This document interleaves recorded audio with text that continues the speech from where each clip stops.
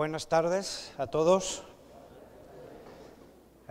Me encuentro muy bien porque estoy como en casa. Hace un tiempo un sacerdote llamado Baltasar Gracián dijo en una ocasión parecida a la mía, como decíamos ayer, ¿no? Bueno, en realidad yo creo que nunca me he ido, ¿sí? Desde que salí, hace unos años, en realidad algún tipo de conexión he continuado con la Universidad de Montemorelos, por unas cosas o por otras. Así que yo no tengo la sensación de que me fuera por una temporada y regresar ahora. Esa es la sensación, digamos, emocional, interna, ¿no? Después, cuando uno mira la agenda, pues evidentemente he estado unos años fuera, haciendo otro tipo de actividades, pero cuando se me pidió la semana de oración, me daba la impresión que era una de las tantas actividades que hemos tenido el honor de poder realizar en años pasados, ¿no? Así que me encuentro muy bien, me encuentro como en casa, no me siento visita. Y bueno, yo espero que con la ayuda del Señor podamos encontrarnos con Dios a través de la naturaleza a lo largo de esta semana de oración, ¿sí? Yo quisiera decir unas cositas antes de empezar. Le he querido titular 3 cosas, una introducción y empezamos con el primer tema, ¿no? La primera cosa siempre es las gracias, ¿no? Me gusta ser agradecido, ¿no? Porque uno debe tanto a los demás, somos una especie social y no podemos vivir aislados de los demás, le debemos siempre muchísimas cosas a las personas que nos rodean. Y en este caso quería agradecer a Dios en primer lugar, por supuesto, y a la Iglesia Universitaria en las personas que la dirigen y la trabajan por haberme hecho este honor de poder estar con ustedes a lo largo de esta semana. Y también querría decir otra cosa, una aclaración. Esta semana de oración está pensada para los estudiantes, que se renuevan continuamente. De manera que, aunque una buena parte de los contenidos de mis temas ya han sido dados por mí en el pasado desde este mismo lugar, para ellos son todos nuevos. Y es interesante que lo aclare porque estoy en una universidad que ya me conoce, que yo he tenido el privilegio de estar aquí delante de ustedes presentando diversos temas, pero ahora tengo una ocasión nueva y es recopilar no solo los viejos temas, sino también he incorporado nuevos, bajo un común denominador que va a ser naturaleza profunda. Y aunque ustedes, los veteranos, los miembros de personal de esta institución, me habrán oído algunos de los temas que voy a presentar, pero va a estar todo en un conjunto nuevo que es la naturaleza profunda, que de alguna manera va a ser como una especie de hipótesis de trabajo. Y luego lo que el pastor Irán Ruiz ya ha comentado. Esto parece como un broche de oro de un trimestre de escuela sabática dedicado al tema de los orígenes. Yo no sé si nos hubiéramos puesto de acuerdo, nos hubiera salido tan bien, ¿no? Pensamos en la semana de oración sin pensar que en el trimestre habría el tema de los orígenes. Evidentemente, invitarme a mí siempre tiene que ver con la naturaleza. Nos hemos casado desde hace mucho tiempo, la naturaleza y yo, y no podemos separarnos. Entonces, pedirme que yo tenga algunos temas es hablar de mis amores, ¿no? Sobre la naturaleza. Y entonces el ambiente lo he visto tan favorable que me llevé una alegría muy grande. El sábado pasado estábamos despidiendo el último tema del trimestre de los orígenes. Y un sábado después estamos siguiendo hablando de los orígenes, pero bajo un prisma distinto, como es la naturaleza profunda, ¿sí? Así que me parece que esto es un medio idóneo que el Señor ha querido ponerme delante para facilitar un poquito la labor de lo que vamos a hablar a lo largo de esta semana. Por eso he puesto en la diapositiva, por un lado, los orígenes de la escuela sabática y por otro lado, naturaleza profunda del tema de la semana de oración. Una introducción y empezamos. Bueno, ¿saben que el tema de la naturaleza no tenemos los cristianos un espacio en él? que nos han conquistado la naturaleza, unos y otros.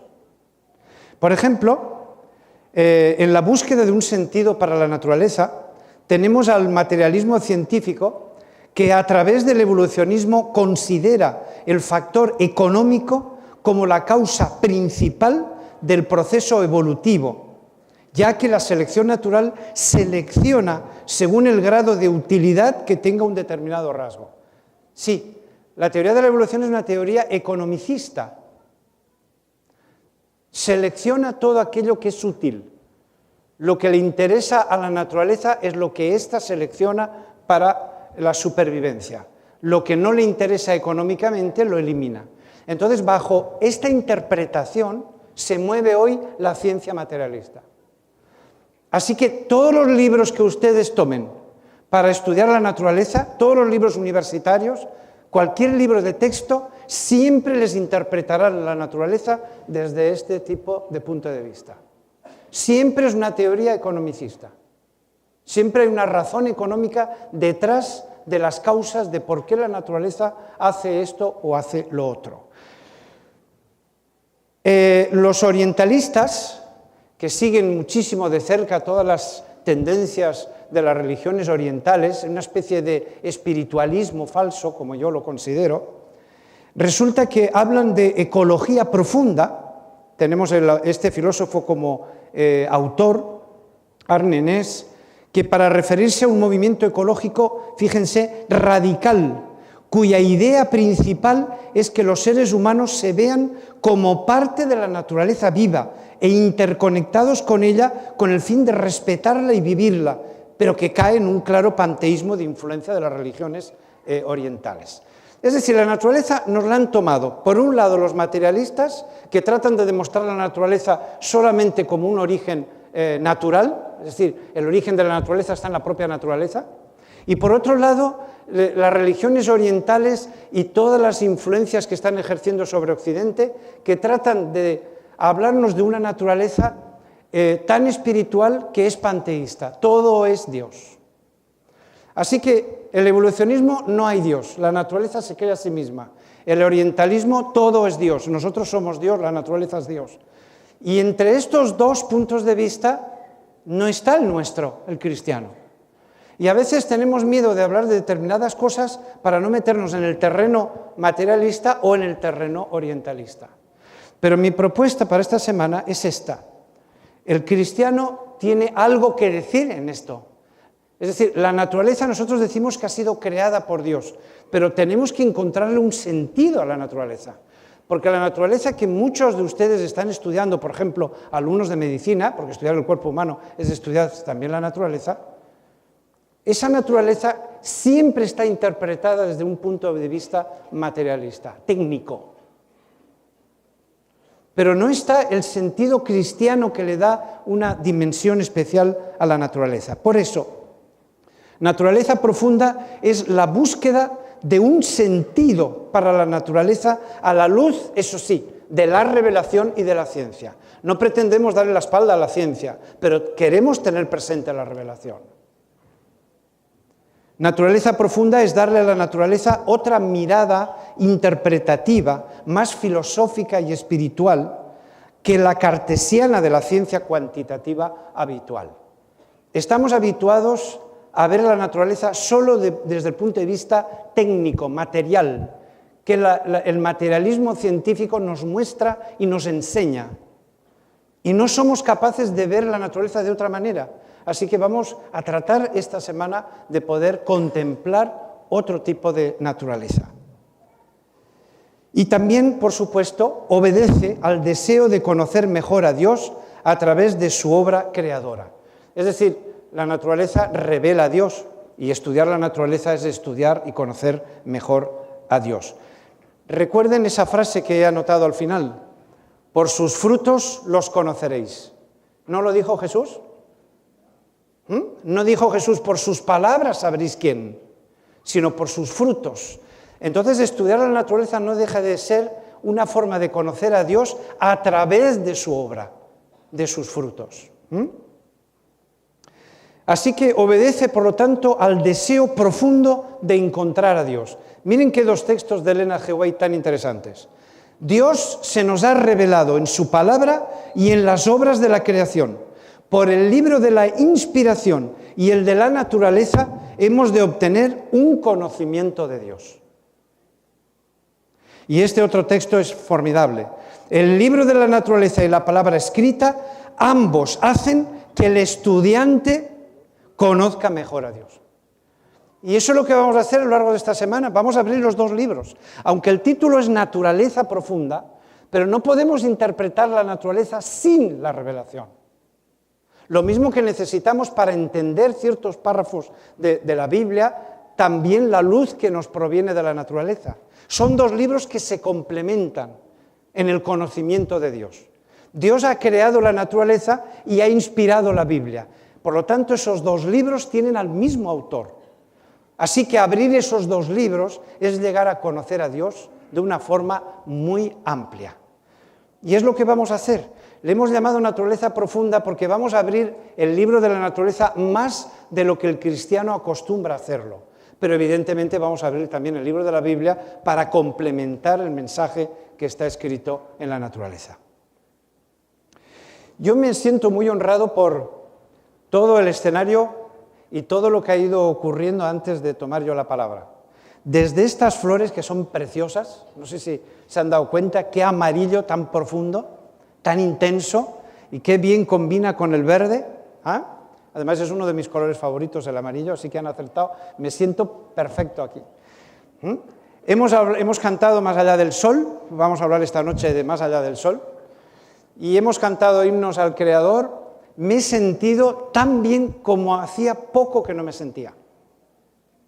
Porque el sábado apunta a la creación y glorifica a su Creador. Entonces estar a la puesta de sol, ya en las horas del sábado, adorando al Creador, reconociéndolo como Creador y recordando la naturaleza y viéndola delante de nosotros, esto es un privilegio. Así que para empezar el tema de esta noche, vamos a hacerlo inclinando nuestros rostros y haciendo una oración. Padre que estás en los cielos,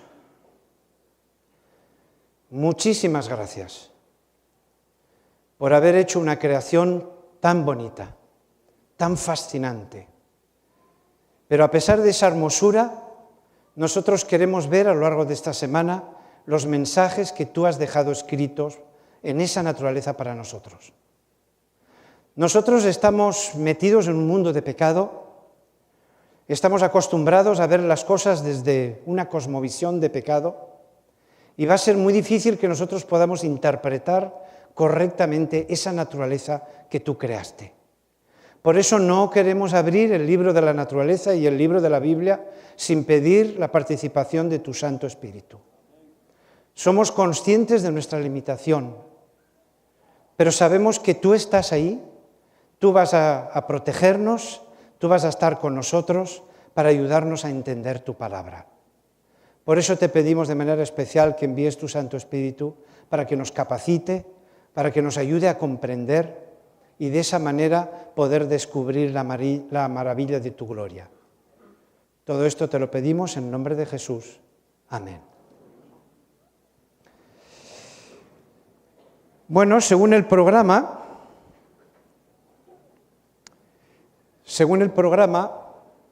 tenemos el tema de la cultura esta noche.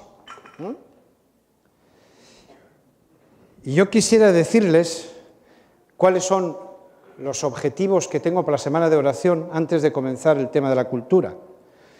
Primero quiero aprovechar el marco de referencia que me ofrece la Semana de la Oración para reconocer y adorar al Creador de los cielos y de la tierra como al único ser digno de alabanza y de gloria. Es una oportunidad esta Semana de Oración para alabar a Dios, para reconocerlo como nuestro Creador. También quiero abrir un espacio de reflexión. La Semana de Oración debe ayudarnos a parar en el camino de los quehaceres de cada día y tomar un tiempo para lo espiritual. Y es una dimensión más del ser humano. No solo está lo social o lo intelectual, está también lo espiritual. Es una necesidad humana. Y gracias a estos espacios que crea la Iglesia, estos espacios de reflexión, que podemos hacer que nuestra mente se pueda expandir en los temas espirituales. Y también tener una experiencia con Dios a través del libro de la naturaleza. Es un gran olvidado, lo van a poder ver a lo largo de los temas, un gran olvidado de los púlpitos, y yo diría casi también del aula, por mucho que enseñemos ciencias naturales, biología en el aula. Así que tener una experiencia con Dios a través del libro de la naturaleza. Y inspirar a los docentes que me están escuchando. ¿Para qué? ¿Inspirarlos para qué? Para que se animen a integrar la fe en la enseñanza. Van a tener una oportunidad en esta semana de oro para ver cómo integrar las ciencias naturales y la fe. Alguien me preguntó hoy, ¿cómo empezaste con el tema del creacionismo? ¿Cómo empezaste con todo esto? Pues tratando de integrar. Así empecé. Ante la necesidad de integrar en mis asignaturas de ciencias naturales mi fe, me di cuenta que había que investigar y que había que investigar y que había que investigar. Y me di cuenta que la naturaleza es tan profunda que es inabarcable, es como la palabra de Dios. Uno cuando estudia la Biblia tiene la sensación de que eso no termina nunca. Uno puede estar leyendo el mismo versículo año tras año y descubrir nuevas cosas. La naturaleza es igual. La naturaleza tiene la misma profundidad, la misma elegancia que la Biblia y la misma hermosura. Y cuando uno profundiza, está siempre encontrando perlas. Así que yo les animo a mis compañeros docentes que traten de incorporar en sus asignaturas su fe. Miren la experiencia de Job. ¿Lo han experimentado alguna vez, la experiencia de Job? Ustedes saben que Job es muy interesante, ¿no? Es un libro muy interesante, porque es un libro donde se empieza con una serie de desafortunados asuntos que llevan a Job cada vez a una vida peor, peor, peor, y empiezan a ocurrir una serie de catástrofes en su vida personal, a perder bienes materiales, bienes familiares, y bueno, los amigos vienen a ayudarle. y como amigos como esos, ¿verdad? Mejor no tener amigos, ¿no? Y cada uno trata de hacer lo mejor que puede. A veces los amigos, cuando tienes un problema, tratan de ayudarte, con buena intención, no estoy criticándolos, pero a veces, bueno, pues es mejor el silencio, ¿no? Y entonces el libro va transcurriendo de aquella manera. Y llega un momento en que Dios interviene. Y cuando Dios interviene, cuando uno está leyendo el libro de Job, dice, allá verás tú, como cuando aparezca Dios va a poner a cada uno en su sitio. Y uno espera cuando aparece Dios que va a decir esto y lo otro más allá, y se va a meter con lo que dijo fulano y mengano y sotano. Y cuando Dios se pone a hablar, dice, wow, ¿y esto? Parece que Dios no está escuchando todo lo que ha ocurrido en medio. Dios no sigue el hilo del libro. Y uno se queda sorprendido, porque Dios interviene a través de dos grandes discursos. Además, no son dos intervenciones cortitas de parte de Dios, sino que Dios se expande. ¿Y de qué habla Dios? ¿De qué habla Dios? ¿Cuál es el tema de Dios en el libro de Job? La naturaleza. Y además es un examen. Yo te voy a preguntar y tú me vas a responder. ¿Cómo me explicas esto? Y aquello, y lo demás allá. Y Job está callado todo el tiempo. No aprobó ese examen. No contestó casi a ninguna pregunta. Y uno cuando lo lee dice, bueno, ¿y a qué santo sale esto? Si el libro está hablando de una serie de problemas muy profundos humanos. Y Dios sale con un tema que parece que no tiene nada que ver con el contexto del libro. Dios sale con el libro de la naturaleza. Y es tan impactante en Job que fijaros lo que dice Job. Entonces Job respondió, después de haber visto el libro de la naturaleza, después que Dios mismo le abre el libro de la naturaleza, miren la respuesta de Job. Soy tan indigno, ¿qué responderé? Mi mano pongo sobre mi boca. Una vez hablé, pero no responderé más. Aún 2 veces, pero no seguiré hablando. Es decir, cuando Dios le hace un repaso del libro de la naturaleza, se da cuenta Job que no sabe nada. Pero no solo no sabe nada de la naturaleza, sino que no conoce a Dios. A través de las preguntas que Dios le va conduciendo a Job y de las reflexiones que esas preguntas desencadenan, Job se está dando cuenta que no conoce a Dios. Él pensaba que sabía quién era Dios, pero al verlo en las obras de la naturaleza, reconoce su ignorancia. Así que Dios vuelve un segundo discurso. Y después del segundo discurso, miren la respuesta de Job. Entonces Job respondió al Eterno: reconozco que todo lo puedes. Yo hablé de lo que no entendía, cosas tan maravillosas que no las puedo comprender. Fíjense qué humildad la de Job cuando se encuentra con toda la grandeza de Dios, cuando Dios abre el libro de la naturaleza ante él. Y esto lo he querido subrayar en amarillo. De oídas te había conocido, pero ahora mis ojos te ven. Ese es el poder del libro de la naturaleza. Que ustedes al abrirlo van a ver a Dios. Van a encontrarse con Él. La naturaleza no es un libro de teoría, es un libro práctico. Es un libro cargado de obras, de frutos. Por eso, por sus frutos los conoceréis. Vamos a aplicar ese consejo que nos dio Jesús, pero lo vamos a aplicar a Él mismo. Vamos a tratar de conocerle a través de sus obras. Y llegaremos seguramente a esta conclusión. De oídas te había conocido, pero ahora mis ojos te ven. Que Dios nos bendiga a lo largo de esta semana para que finalmente tengamos un encuentro con Dios, que es el gran objetivo de esta semana de oración. Y ahora, de rapidito, la cultura. Quería darles unos minutitos sobre cultura. ¿Y qué tiene que ver la naturaleza? Después de haber hecho una introducción sobre la naturaleza y la cultura, ¿a qué santo sale a la cultura ahora? Bueno, vamos a verlo, así rapidito. Va a ser un tema veloz. ¿Ustedes tienen idea de lo grande que es el universo? ¿Alguna vez han reflexionado lo grande que es el universo? Es impresionante.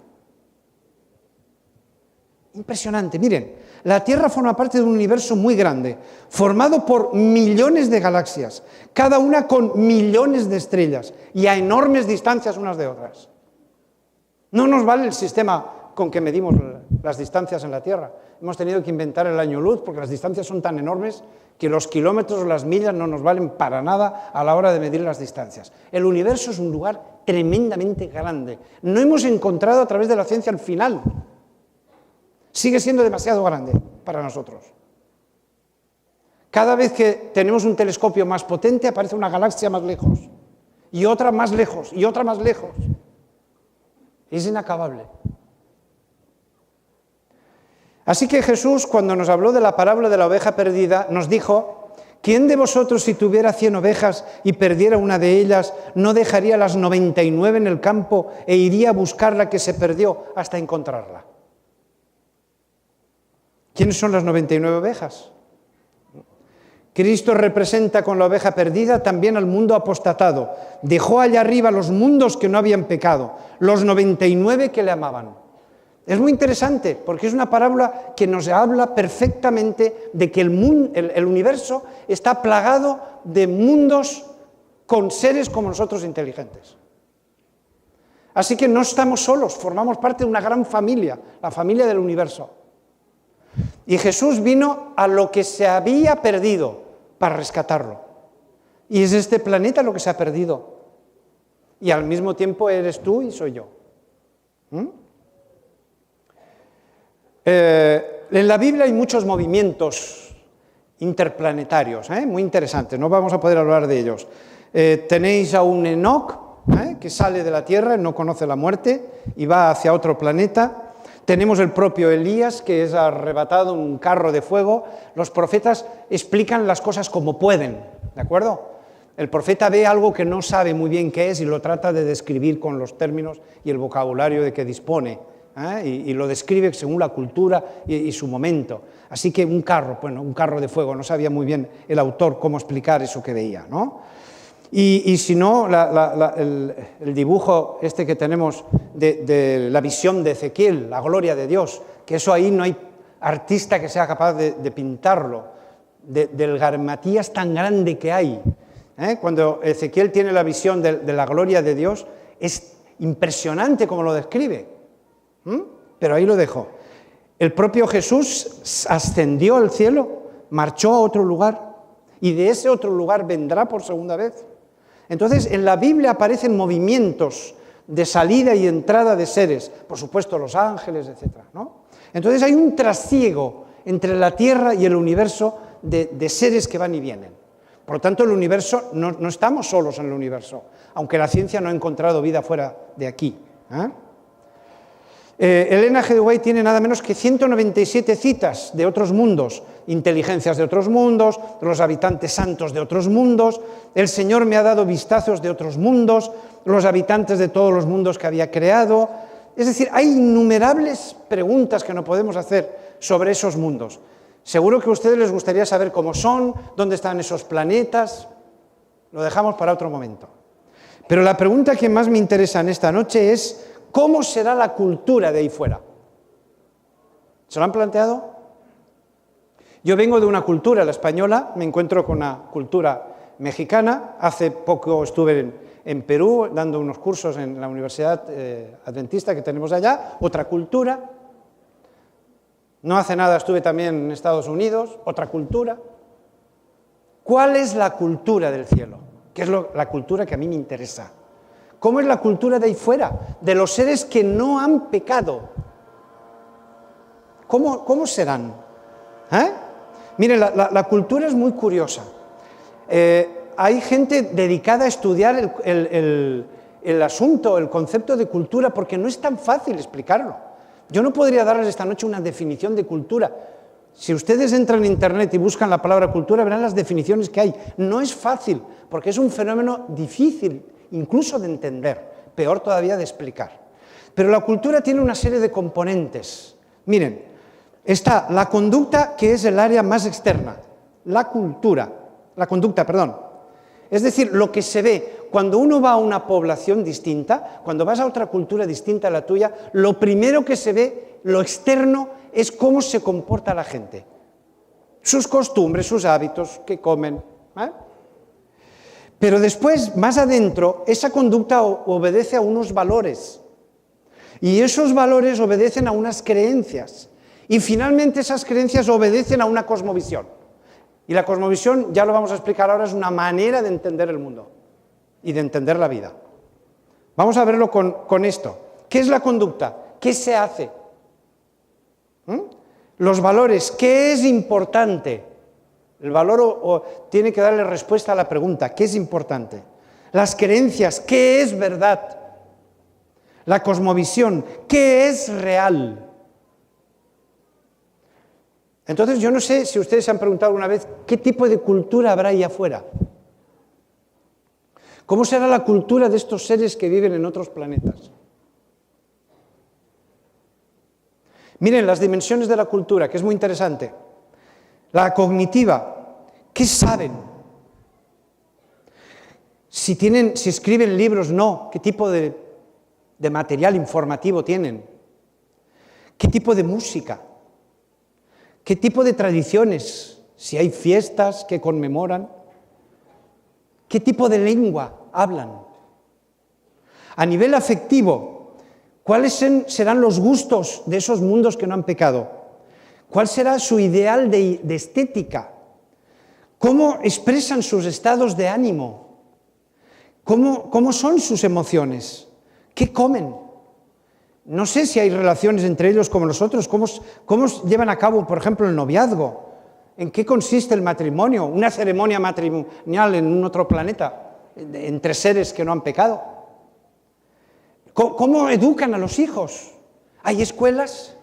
¿Cómo son esas escuelas? Y luego hay una dimensión evaluativa en toda cultura, que es lo que está bien y lo que está mal. Para esas culturas, ¿qué es lo que está bien? ¿Y qué es lo que está mal?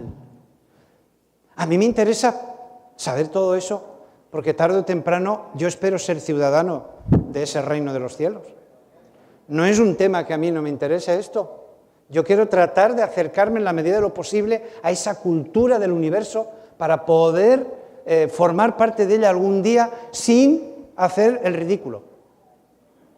Porque cuando uno va a una cultura que no es la suya, qué mal, porque va metiendo la pata una detrás de otra, ¿no? Desde que saludas a alguien. El otro día ya me olvidé que había estado en México. Me saluda a alguien, me da un beso y yo le doy 2 besos como en España. La otra persona se quedó así como diciendo, ¿y este hombre? Pues puse el automático de mi cultura y no me di cuenta. La manera de saludar, si ustedes van a Tailandia, cuidado, tienen que saludar de otra manera. Es decir, la cultura es algo interesante y si uno no quiere estar fuera de lugar, tiene que saber todos esos entresijos para saberse mover bien.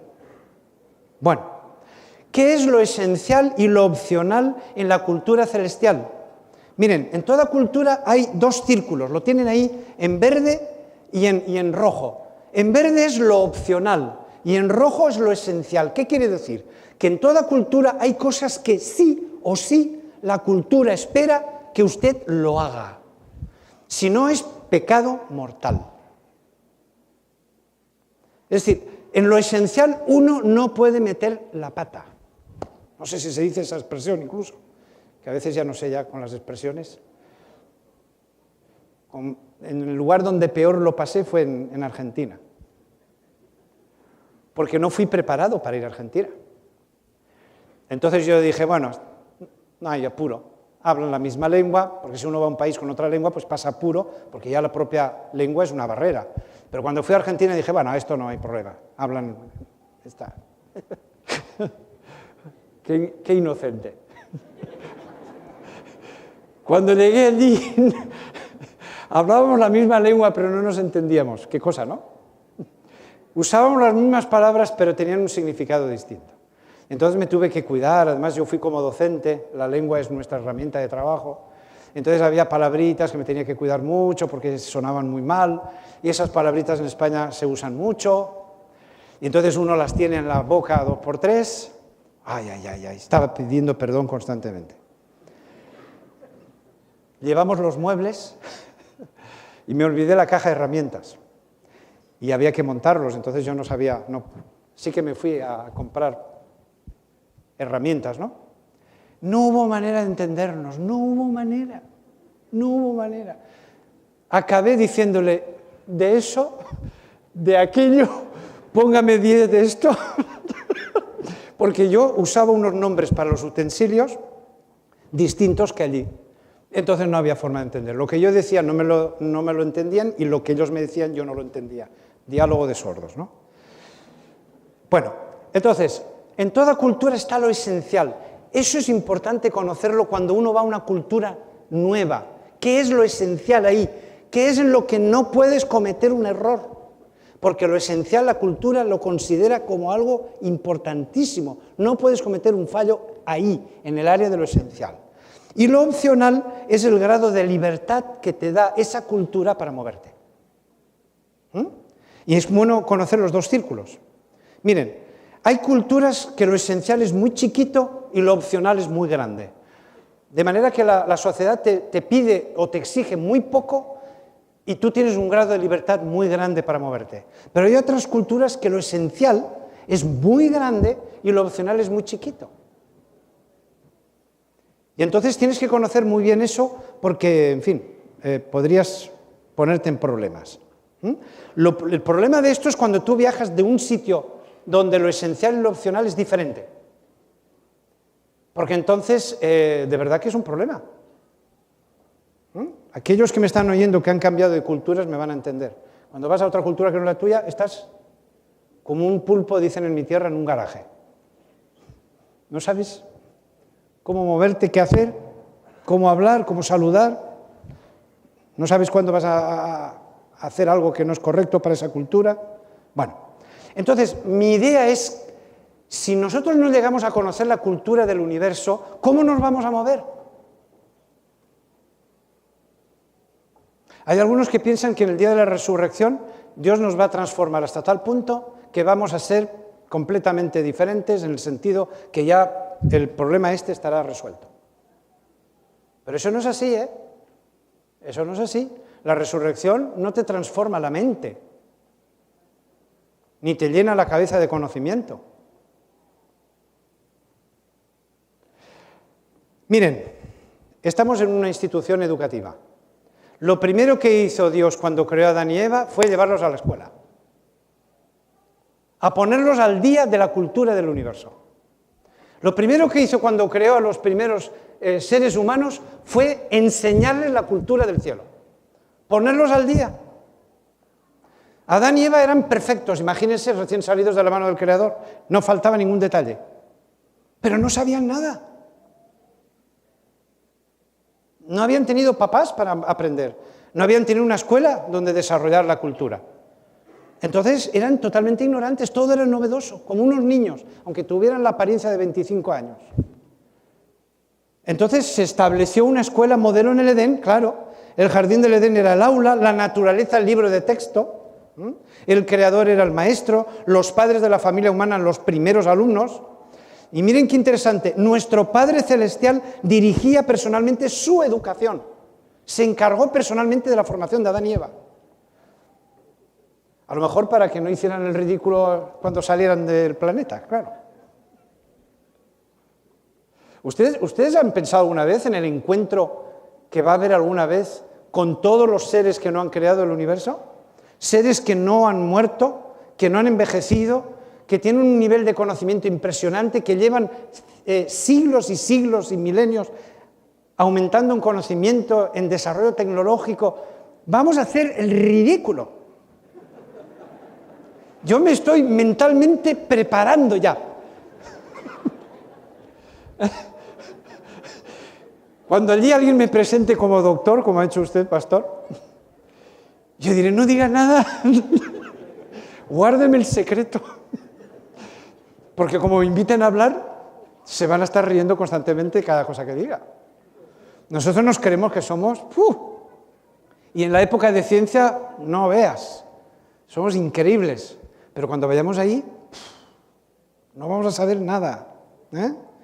Así que Dios y los ángeles se encargó de ellos, es normal, es lo lógico. Dios crea a Adán y Eva y los forma, en base al conocimiento de la cultura de su época. Muy bien. ¿Qué es lo que quería hacer Dios de Israel? Pues lo mismo. Dios ha estado detrás de nosotros queriendo hacer lo mismo, ponernos a tono con todo el universo. Israel, os enseñé las normas y preceptos que el Eterno mi Dios me mandó, porque esta, lo he subrayado en amarillo, esta es vuestra sabiduría y vuestra inteligencia ante las naciones. Miren qué texto tan bonito, que al oír todas estas leyes dirán, qué pueblo sabio y entendido, qué nación grande es esta. Dios tenía un sueño para Israel increíble. Ustedes imagínense lo que hubiera sido para Israel tener esas raíces con el universo. Imagínense ese pueblo cómo podía haber brillado y haber destacado frente a todos los pueblos de los alrededores. ¡Qué privilegio tener al Creador como Dios! Pero miren, no, seremos como todas las gentes. Seremos como todas las gentes. Los hebreos no llegaron a ser el pueblo que Dios deseaba hacer.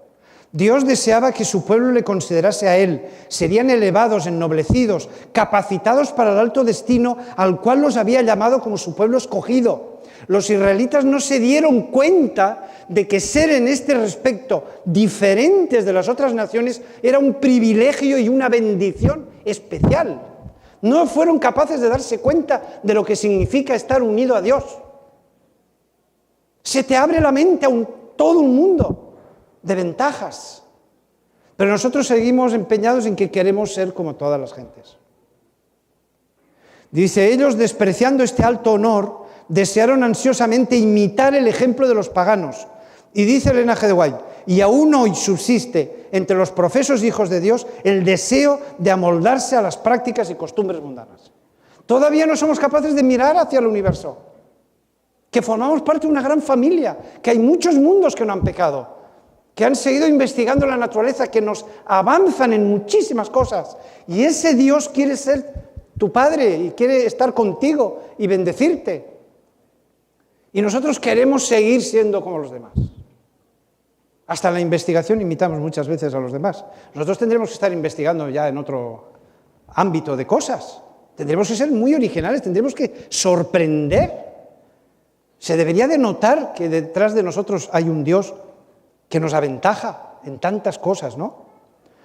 Así que me encantan estos párrafos, como el que se ha leído antes de Marcos 4:30, ¿no? ¿Ustedes se imaginan a Jesús tratando de explicarnos la cultura del cielo? ¿Ustedes han tratado de explicar su cultura a otra persona que no la conoce? A mí siempre me gusta preguntar, ¿y cómo son los de tal sitio, no? Cuando iba a venir a México, lo primero que pregunté a alguien fue, ¿y cómo son los mexicanos? ¿O cómo son los argentinos? O alguien me pregunta, ¿y cómo son los españoles?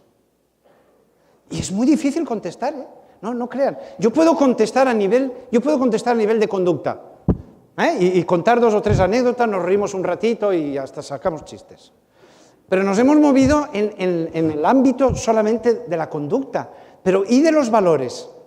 ¿Y de las creencias? ¿Y de la cosmovisión? Entonces, cuando Jesús quiso presentarnos el reino de los cielos, ¿cómo lo hacía?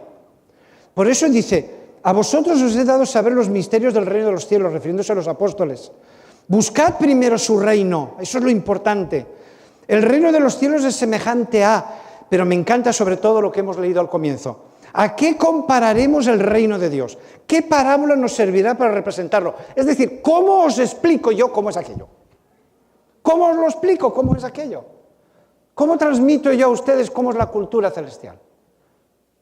A gente que está acostumbrada a convivir en una vida de pecado, donde todo lo miramos desde la cosmovisión del pecado y le encontramos a todo no sé cuántas historias.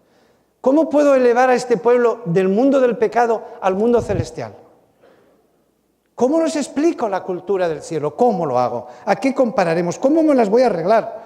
¿Qué parábola me voy a inventar para explicarles los conceptos? Esto los docentes que me están escuchando lo pueden entender mejor que nadie. A veces los docentes tenemos que explicar un concepto y decimos, ¿y cómo lo explico? Y cuando a veces lo has explicado y te preguntan, y por la pregunta ya ves que no se ha entendido, dices, madre mía, ¿y ahora qué hago? ¿Cómo lo explico de otra manera para que este alumno me pueda entender? Pues yo trato de imaginarme a Jesús entre los apóstoles y digo, ¿y ahora cómo les explico yo a estos? ¿Cómo son las cosas de ahí arriba? Los mandamientos, ¡ay, qué interesantes son los mandamientos! Los mandamientos, si hiciéramos una traducción respetando las lenguas originales, no dice, no son mandamientos en negativo. Mirad qué bonito suena en una traducción libre. Tú vas a honrar a tus padres si eres de la cultura del cielo. Tú no vas a matar. En esa cultura del cielo no se le podría ocurrir a alguien eso. Tú no vas a cometer adulterio, eso no pasa por el pensamiento. Tú no vas a robar, vas a respetar lo de los demás. Tú no vas a mentir si eres del reino de los cielos y perteneces a esa cultura. Tú no vas a codiciar lo que es de otro. ¿Se imaginan un mundo donde eso pudiera ser? Yo he conocido algo de esto cuando fui a Suecia y a Noruega. Yo me acuerdo que veníamos de haber hecho una exploración científica por las islas del norte y cuando bajábamos traíamos un montón de cosas. Así que acostumbrados a la cultura española de que te quitan esto y aquello, pues lo primero que hicimos fue preguntarle a alguien, bueno, ¿hay algún sitio donde podemos guardar los carros? Porque los traemos cargados de cosas. Si los dejamos en la calle, en volver del paseo turístico, los carros están vacíos. Y nos encontramos con un ciudadano que nos dijo, no, déjenlo en la plaza nada más. Dice, además no cierren el carro, si nadie lo va a tocar. Y dijo, ¿existe todavía eso en la tierra? Nada, el carro cargado de cosas lo dejamos, no faltó nada. Hay un respeto, yo no sé si sigue todavía esto porque hace unos años, un respeto por las cosas. Qué bonito es eso, donde uno sabe que se puede dejar aquí el reloj olvidado que mañana está aquí. No va a estar aquí, ¿no? Procuraré no dejarlo. Pero se dan cuenta, nosotros nos reímos, pero es para llorar.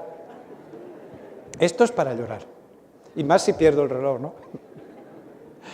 Miren, la cultura del cielo tiene que ser una cosa muy hermosa. En lugar de ver tantas prohibiciones y tantas cosas, miren qué bonita es. El sexto mandamiento. Jesús dice, es que el mandamiento dice más. Oísteis que fue dicho no matarás, pero detrás del no matarás yo os digo que cualquiera que se enoje contra su hermano y cualquiera que diga necio, es decir, lo insulte, y cualquiera que... Es decir, tenéis que ser capaces de ver más allá del mandamiento. ¿Eh? Y en el séptimo, oísteis que fue dicho no cometerás adulterio, pero la cultura celestial va más allá de eso. Cualquiera que mira a una mujer para codiciarla, bla, bla, bla, bla. Es decir, tenéis que mirar más lejos que la letra del mandamiento, no matarás. El insultar es matar. ¿Eh? Es decir, tenemos que ir más lejos que eso. El decir falso testimonio de alguien, todo eso está mal, está mal. Tenemos que mentalizarnos de que un ciudadano que está preparándose para el reino de los cielos, todo eso lo tiene que erradicar de su vida. Si queremos prepararnos para ese encuentro con el universo. Ponemos un ejemplo y termino. Dice Elena G. de White, pensemos en la crueldad hacia los animales que entraña la alimentación con carne y en su efecto en quienes los matan y en los que son testigos del trato que reciben. ¿Cuánto contribuye a destruir la ternura con que deberíamos considerar a estos seres creados por Dios? Yo creo que lo he contado ya en esta iglesia, así que los que lo conocen, lo siento. Por los que no lo conocen. En un congreso nos reunieron en mesas de estas redondas para que nos veamos todos y podamos platicar. Y yo observaba que había una mujer allí que no comía carne, que siempre que le traían un plato con algo de carne lo ponía a un ladito y no lo comía.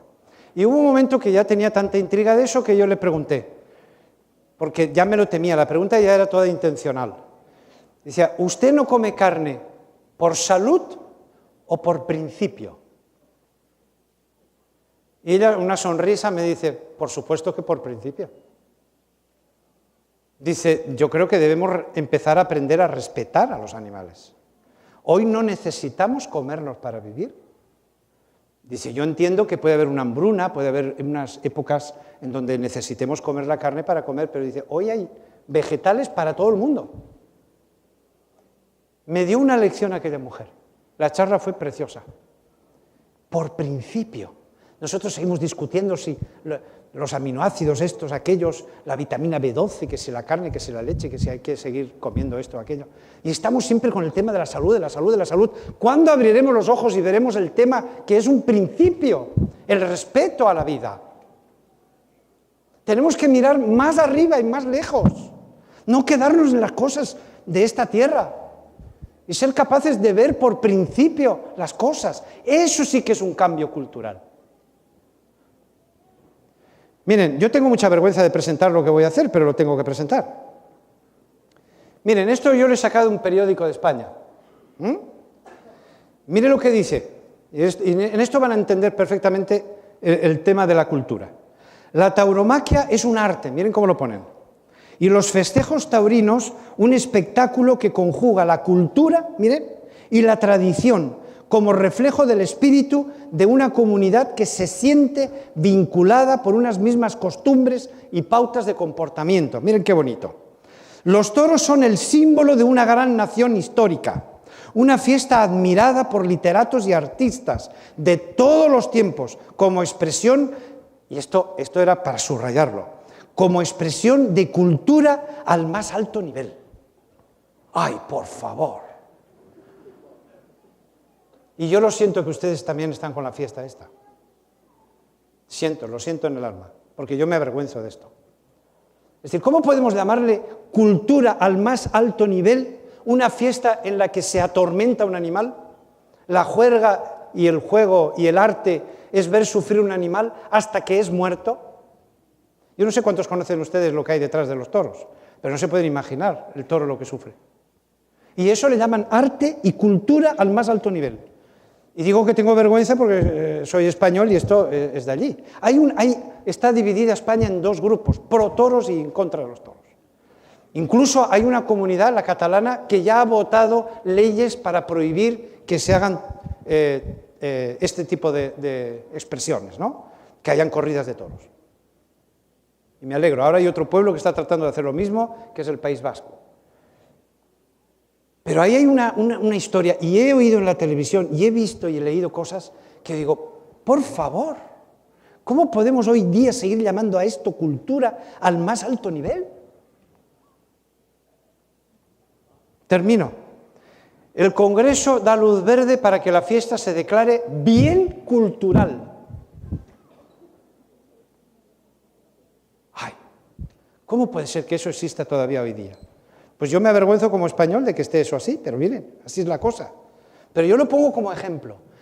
Los que estamos pensando en la cultura del cielo y del universo, tenemos que tener una mentalidad distinta a esto. No podemos estar prisioneros de estas cosas.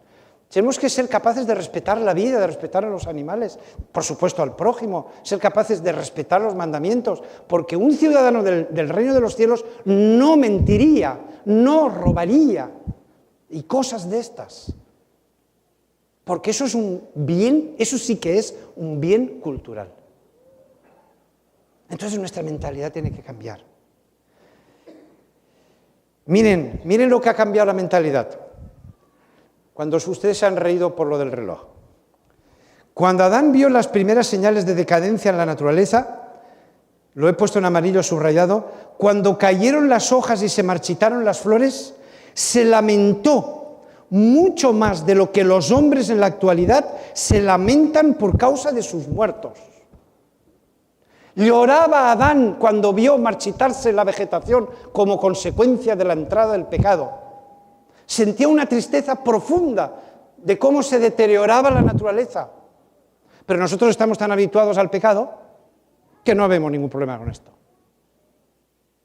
¿Ven el cambio cultural que eso implica? Esto es cultura. Los que queremos unirnos a la cultura celestial vayamos cambiando todas estas cosas. Si no queremos hacer el ridículo, todo depende del grado de ridículo que uno esté dispuesto a sufrir, ¿no?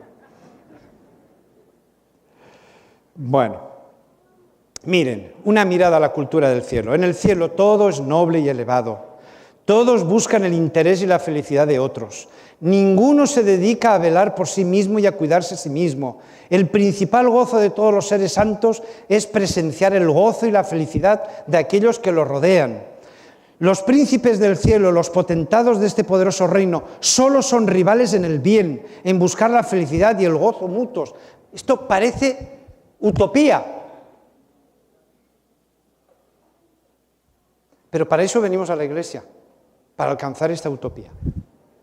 Está lejos, porque nosotros vivimos en un mundo de pecado y lo tenemos lejos, pero debemos de ir hacia ahí, hasta elevarnos como cultura cristiana. ¿Ah? Así que termino con esta diapositiva. ¿Por qué hablar de cultura en una temática de naturaleza? Pues porque la naturaleza está embebida, empapada de esa cultura celestial, por haber sido concebida y creada por el mismo autor que dio lugar a la ley por la que se rige la cultura del reino de los cielos. Estudiar la naturaleza desde un punto de vista espiritual es, por tanto, descubrir el escrito está de esa cultura en cada unidad de vida. Y ustedes lo van a ver a lo largo de la semana. Cuando abramos el libro de la naturaleza, vamos a encontrar cultura celestial por todos los lados. Y cuando el libro de la naturaleza nos inspire en principios, van a ver que son principios que se elevan por encima de las culturas terrestres. ¿Por qué? Porque ese libro viene de Dios.